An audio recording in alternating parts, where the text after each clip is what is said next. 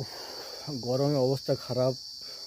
বান্দরবান থেকে আসছিলাম, বান্দরবান থেকে আসার টাইমে এই গাছের নিচে দাঁড়িয়ে আছে। এই হচ্ছে সেই রাস্তা। এখানে দাঁড়িয়ে পরে একটু জল ফল খেলাম, একটু ইস্যু করলাম। আর এবার মোটামুটি আজ টেম্পারেচার হবে প্রায় মোটামুটি 42-43 ডিগ্রি, সেই তাপমাত্রায় দাঁড়িয়ে আছে আজকে।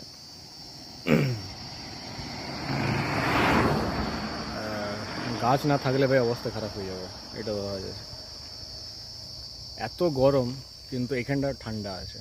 এই দেখো রোডটাতে প্রচণ্ড গরম আর এখানে ঠান্ডা, ব্যাপক লাগছে। আর একটা ঝিঁঝি পোকার ডাক শুনতে পাবে হয়তো, এই জঙ্গলের সামনে সামনে ঝিঁঝি পোকার ডাক আছে।